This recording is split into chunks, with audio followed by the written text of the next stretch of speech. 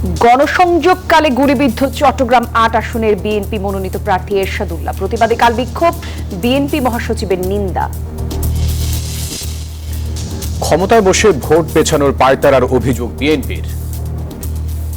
ষড়যন্ত্রের বেড়াজাল অনেকেই বুনার চেষ্টা করছেন, কেউ কেউ বিভিন্ন ধরনের কথা বলে দায়িত্ব এড়িয়ে যাওয়ার চেষ্টা করছেন।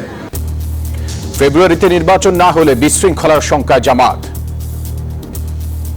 যা করি আমরা জনগণকে নিয়ে করবো, জনগণের ইচ্ছার বিরুদ্ধে আমরা কিছুই করবো না। ৩০০ আসনে প্রার্থী দিতে চায় এনসিপি। আমরা ৩০০ আসনে আমাদের লক্ষ্য, আর সমঝোতা বা জোট বা এটা আমরা বলেছি, এটা অবশ্যই একটা রাজনৈতিক বা আদর্শিক জায়গা থেকে হতে পারে। নির্বাচনে স্থিতিশীলতা ফিরবে, সব পরিস্থিতি নিয়ন্ত্রণে প্রস্তুত সেনাবাহিনী। স্বার্থন্বেষী মহলের বিরুদ্ধে অপপ্রচার চালানোর অভিযোগ। মাইলস্টোন ট্র্যাজেডির পেছনে উড়োজাহাজের উড্ডয়ন ত্রুটি, ৪ মাস অনুসন্ধান শেষে প্রতিবেদন জমা, ৩৩ দফা সুপারিশ।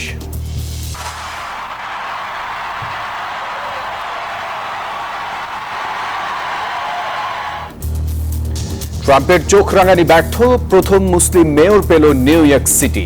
জয় পেয়ে পরিবর্তনের বার্তা মামদানের। In this moment of political darkness, New York will be the light. পদত্যাগ করলেন টাইগারদের সিনিয়র সহকারী কোচ সালাউদ্দিন। আয়ারল্যান্ড সিরিজে আশরাফুলকে ব্যাটিং কোচ নিয়োগের পর এমন সিদ্ধান্ত। দর্শক, স্বাগত নিউজ 24 সংবাদ। আর পুরো সংবাদ জুড়ে আপনাদের সাথে আছি আমরা দুজন, আমি ফয়সাল মাহমুদ, সেই সঙ্গে আমি জান্নাতুল কুলিও আছি। দেখছিলেন বিআরবি কেবলস সংবাদের শিরোনাম। চলে যাব পুরো খবরে। নির্বাচনী প্রচারণা চলাকালে গুলিবিদ্ধ হয়েছেন চট্টগ্রাম ৮ আসনের বিএনপি মনোনীত প্রার্থী ও মহানগর বিএনপির আহ্বায়ক এরশাদুল্লাহ। বুধবার বিকেলে নগরের পাঁচলাইশ এলাকায় হঠাৎ করেই গুলি চালায় সন্ত্রাসীরা। তাৎক্ষণিকভাবে এরশাদুল্লাহকে স্থানীয় হাসপাতালে ভর্তি করা হয়। চিকিৎসকরা জানান এখন তিনি শঙ্কামুক্ত। বিএনপি নেতাকর্মীদের অভিযোগ, যারা পিআর পদ্ধতিতে ভোট চায় তারা স্বাধীনতা বিরোধী শক্তি, তারাই মূলত এই ঘটনা ঘটিয়েছে। বিবৃতি দিয়ে এই ঘটনার তীব্র নিন্দা এবং উদ্বেগ জানিয়েছেন বিএনপি মহাসচিব মির্জা ফখরুল ইসলাম আলমগীর। পুলিশ বলছে জড়িতদের গ্রেফতার করে দ্রুত আইনের আওতায় আনা হবে। আর ঘটনার প্রতিবাদে বৃহস্পতিবার বিকেলে বিক্ষোভ সমাবেশ করবে চট্টগ্রাম মহানগর বিএনপি। বুধবার আসরের পর হামজারবাগ এলাকায় চট্টগ্রাম ৮ আসনের বিএনপি প্রার্থী এরশাদুল্লাহর প্রচারণার সময় হঠাৎ করেই গুলি চালায় সন্ত্রাসীরা। দিক বিদিক ছুটতে থাকেন নেতাকর্মীরা। এ সময় গুলিবিদ্ধ হয়ে মাটিতে লুটিয়ে পড়েন এরশাদ। আহত অবস্থায় এরশাদুল্লাহ সহ বেশ কয়েকজন নেতাকর্মীকে নেওয়া হয় হাসপাতালে। এ সময় মারা যান সরওয়ার বাবলা নামে এক সমর্থক। মিটিং শুরু হওয়ার পরেই ওখানে তারা ব্রাশফায়ার করে অলরেডি স্পট একজন মারা যায় এবং আমাদের প্রিয় নেতা এরশাদুল্লাহ গুরুতর আহত অবস্থায় এবারকের আছেন।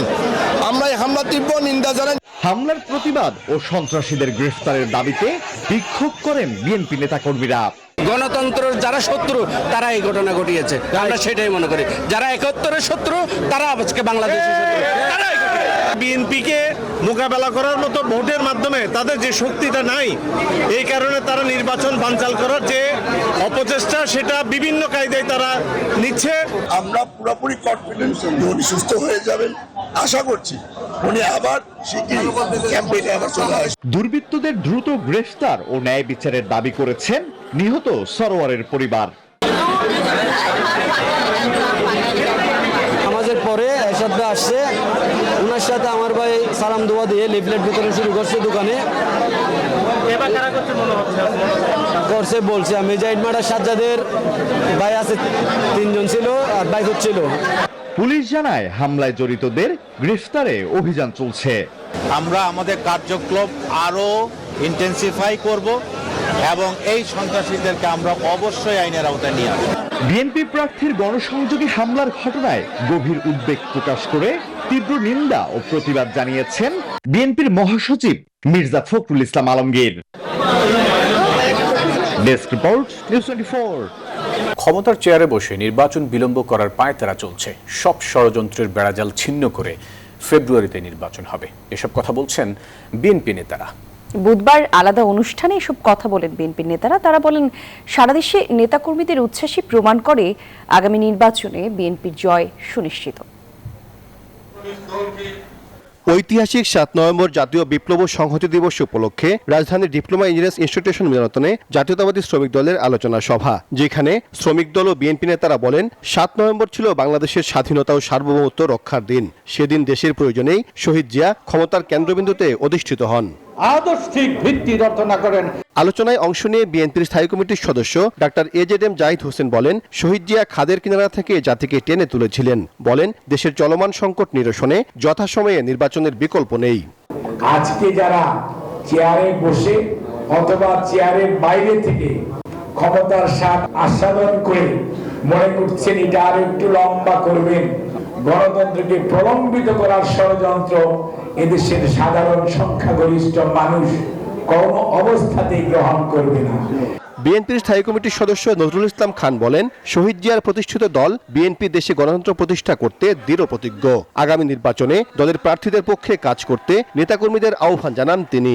আপনারা এখানে যারা উপস্থিত আছেন তারা সবাই মিলে চেষ্টা করবেন, শুধু ঢাকায় না, আপনি এখানে না, আপনারা যে যার যেখানে বাড়ি, যার যেখানে যোগাযোগ আছে, সব জায়গায় চেষ্টা করবেন যাতে করে আগামী নির্বাচনে ধানের শীষের প্রার্থীরা বিজয়ী হয়।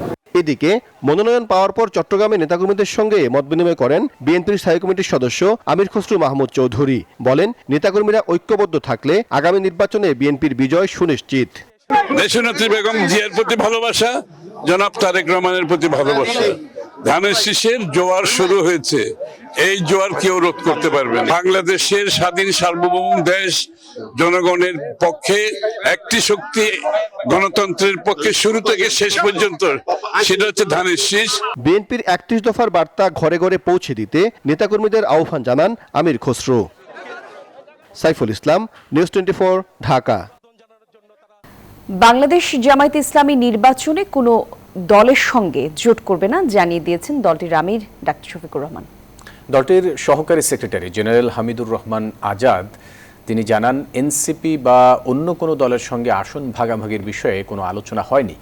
নভেম্বরে সম্ভব না হলে নির্বাচনের আগে যে কোনো দিন গণভোটের দাবিও জানিয়েছে দলটি। গণভোট কবে হবে, কার সাথে কে জোট করে নির্বাচনে যাবে, জোটের আসন ভাগাভাগিটাই বা কেমন হবে, রাজনীতির ময়দানে এই আলোচনা এখন তুঙ্গে। বাংলাদেশ জামায়াতে ইসলামী সহ বেশ কয়েকটি রাজনৈতিক দল এতদিন নভেম্বরেই গণভোট চাইছিল। তবে বুধবার নির্বাচন কমিশনে প্রধান নির্বাচন কমিশনারের সাথে সাক্ষাৎ শেষে জামায়াতে ইসলামীর সহকারী সেক্রেটারি জেনারেল হামিদুর রহমান আজাদ জানান, নভেম্বরে নয়, নির্বাচনের আগে যে কোনো দিন গণভোট হলেই তারা খুশি। তিনি আরও জানান, সংসদের আসন ভাগাভাগির বিষয়ে এনসিপি বা অন্য কোনো দলের সাথে তাদের কোনো আলোচনা হয়নি। জোট ফর্মাল করব না, আমরা নিজের মধ্যে একটা মিসল করব। নভেম্বর থেকে যদি একটু কয়েকদিন বেশিও লাগে সেটা বিষয় না, তবে পৃথক ডেটে ইলেকশনের আগে গণভোটটা হইতে হবে।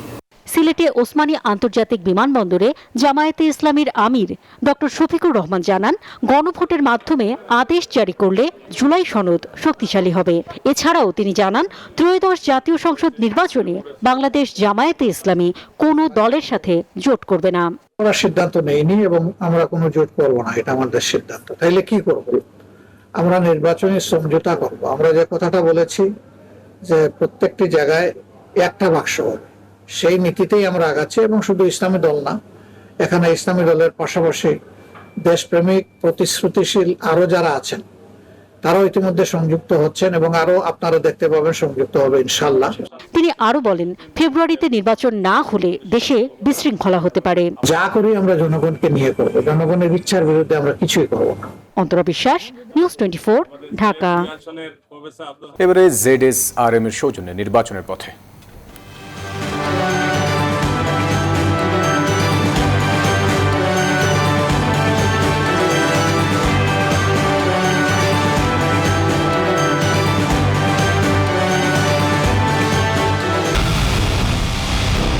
পুরো দেশের মুখে হাসি ফোটাতে নিজেকে হতে হয় স্ট্রং, আর মনোবল হতে হয় স্পার্ক জিরো। ZSRM 25 বছরের পথ চলায় নিরাপদে রাখার প্রত্যয়ে।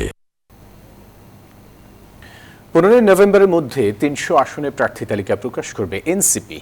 দলটির আহ্বায়ক নাহিদ ইসলাম বলেন, সমঝোতা বা জোট রাজনৈতিক বা আদর্শিক জায়গা থেকে হতে পারে, আর এনসিপির মুখ্য সমন্বয়ক নাসিরউদ্দিন পাটোয়ারি বলেছেন, সংস্কার থেকে মুখ ঘুরিয়ে নিতে বিএনপি মনোনয়ন বাণিজ্যে ব্যস্ত। শাপলাকলি প্রতীক পাওয়ার পর থেকে জাতীয় নাগরিক পার্টিতে নির্বাচনী আমেজ। সভা সমাবেশে বিভিন্ন রাজনৈতিক দলের সমালোচনার পাশাপাশি এনসিপি নেতারা নিজেরাও নিচ্ছে ভোটের প্রস্তুতি।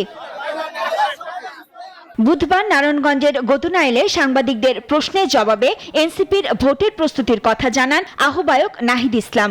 বলেন, 15 নভেম্বরের মধ্যে 300 আসনে প্রার্থীদের তালিকা প্রকাশ করবে এনসিপি। নাহিদ বলেন, ফ্যাসিবাদ বিরোধী আন্দোলনে অগ্রণী ভূমিকা রাখায় বিএনপি চেয়ারপারসন বেগম খালেদা জিয়ার আসনে ছাড় দেবে এনসিপি। 300 আসনই আমাদের লক্ষ্য। তবে যারা ফ্যাসিবাদ বিরোধী এবং গণতন্ত্র প্রতিষ্ঠার লড়াইয়ে অগ্রণী ভূমিকা পালন করেছেন, ওনাদের বিষয়ে আমরা ওনাদের সম্মানে হয়তো আমরা সেসব জায়গায় আমরা প্রার্থী দিব। এদিকে এনসিপির মুখ্য সমন্বয়ক নাসিরউদ্দিন পাটোয়ারি বললেন, সংস্কার থেকে মুখ ঘুরিয়ে নিতে বিএনপি মনোনয়ন বাণিজ্যে ব্যস্ত। বুধবার বিকালে এক আলোচনা সভায় একথা বলেন তিনি। এই সংকটকালীন মুহূর্তে আমরা এই মনোনয়ন বাণিজ্য এইসব কাজ না করে এখানে একত্রিত হয়েছি সংস্কার বিষয়ে কথা বলার জন্য।